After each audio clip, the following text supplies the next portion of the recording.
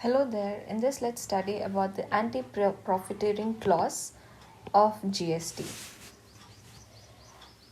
As per the GST Act, it is important, it is a mandatory for the companies to adhere to the anti-profiteering clause.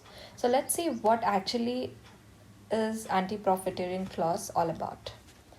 So anti-profiteering clause mandates to pass on the benefit due to the reduction of tax to the consumers by a way of reduction of price.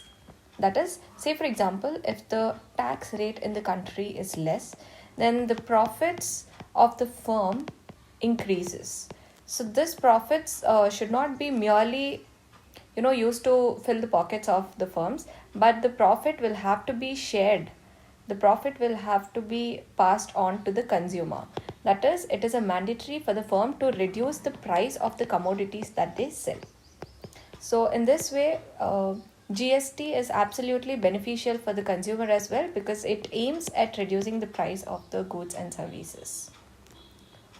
And what happens if a firm does not adhere to this anti-profiteering clause? If it happens, then the firm can be liable for the penal action.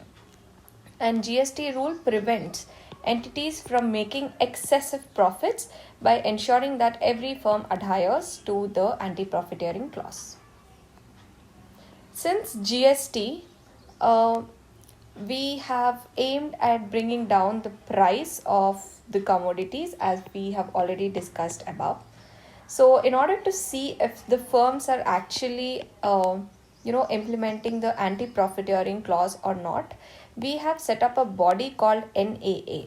So NAA stands for the National Anti-Profiteering Authority, and this authority will check if the firms are transferring their profits to the consumers due to the reduction in taxes or not. So NAA is basically set up to ensure that the benefits that the corporate gets due to the reduction in the tax is passed on to the consumers.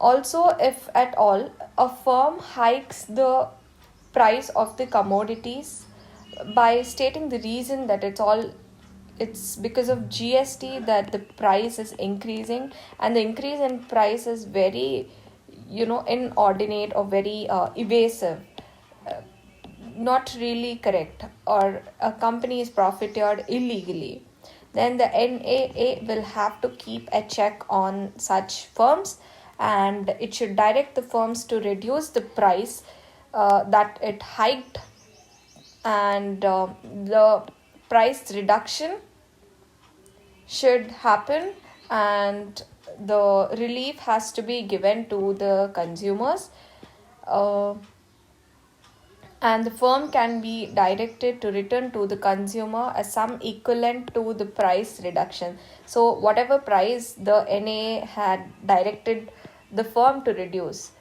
that reduction amount will have to be given to the consumer who has been cheated, along with 18% interest from the higher sum, from the date the higher sum was collected.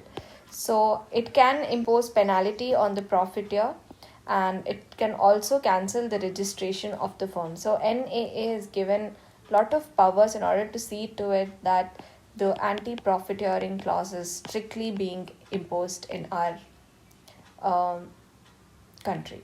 So that is it with the concept of anti-profiteering clause of GST. Thank you.